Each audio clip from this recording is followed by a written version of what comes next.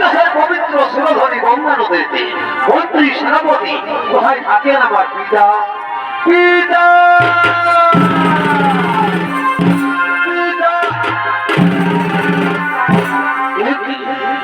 পিতা একা একা গঙ্গা তীরে রয়েছে বসিয়া কিভাবে বিষণ্ণ বদন? না আরে পুত্র, আজ আমার বিষণ্ণ বদন নয়, আজ আমার খুবই আনন্দের দিন। আজ আমি ঘোষণা করে দেবো এই হস্তিনার রাজ্যাধিপতি সম্রাট হবে আমার পুত্র দেবব্রত। মন্ত্রী সেনাপতি তোমরা কিছু বলবে না মহারাজ? কিন্তু উত্তম প্রস্তাব, এটা আমাদের কিছুই বলার নেই। কিন্তু মহারাজ, ওই হস্তিনার বাহির প্রসাদে কিছু জীবনে তো এসেছে, সে কি কোথায় যারা? যাও তাদের সসম্মানে নিয়ে এসো এই হস্তিনার রাজপ্রসাদে। ঠিক আছে মহারাজ, আমরা তাদের নিয়ে আসি।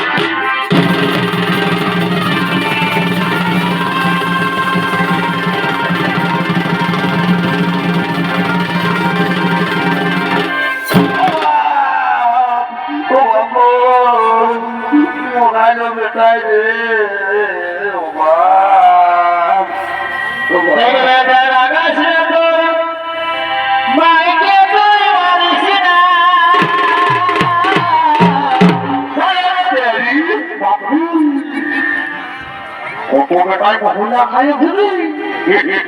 নিজের বাপটাকে চিনছে নয়।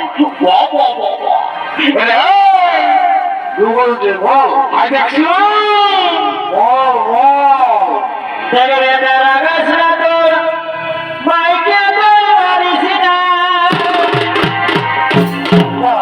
বুঝবে না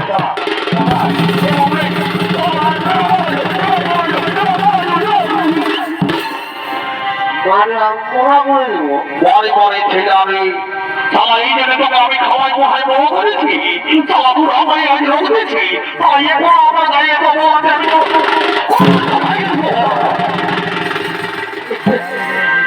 তুই বুঝবি না। তোকে তোকে পড়া পড়া কি খুঁজে বলছেন?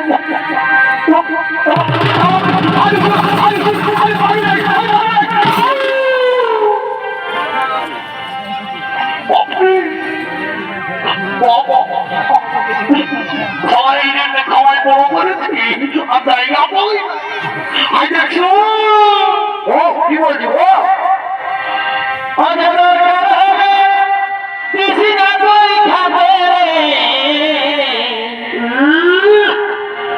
আমরা বুড়া বুড়ি গেলে বুড়া বুড়ি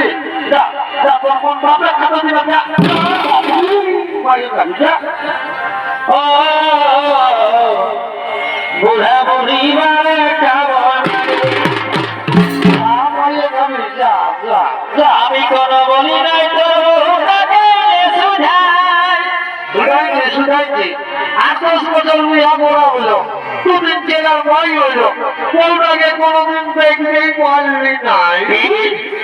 আমরা দেখতে পারি না, খাই না বলি বাড়ি বাড়ি আধুরি মাছি নামে সালা আমরা সুখা সুখা ভাত খাই, আর বউটার জন্য আমরা আলু পোস্ত করে নি, প্রেসার কুকার করে ডাল করে নি, ডাল করে নি। সেদিন 1 কেজি পোলট্রি মাংস হয়নি, একটু সন্তান হয়নি, আর বলছে ডাল করে নি, আলু পোস্ত করে নি, ডাল তরকা শোনাই না। বাড়ি বাড়ি দিব খারাপ ছিলামে এই জন্য বলে এই কলিযুগের বেটা বউকে তুমি জন্ম করো দাদা, এই কলিযুগের বেটা বউ আপন গোপাল নয়। এই যে দেখছো এই ছেলেকে জন্ম দিতে কত মায়ের মৃত্যু হয়, কত মায়ের ঘর থেকে তারা পাড়ায় দাঁড়ায় পার করিবে, তারা মনে করে বৃদ্ধকালে এই ছেলে বড় হয়ে মার দিবে, এই ছেলেরা মার দিবে। আমার তো মনে হয় আজকালের এই বহু ভক্ত ছেলেগুলাকে মনে হয় মায়ের নাই জন্মাই দাদা, ইয়ারাকে মনে হয় বহু গিলাই জন্মা।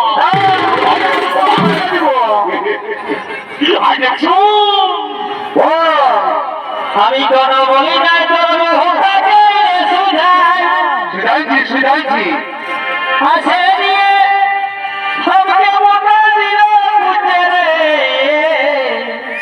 করেছে ভালোই করেছে, ভালো করে দেব ওরা বাপটাকে মারেছে। দেখছো তোমার একটা এখন 2 বছরের ছেলে আছে, এখন শিখন হয়ে আছে। পরে দেখবি যেদিন দেখবি বড় হয়ে ছিটা ছুটটা পড়বে আর দেখবি দু চার ভাই শালা মুটায় থাকবে, সেই দিন বুঝবি এই বৃদ্ধ বাপের কত জ্বালা।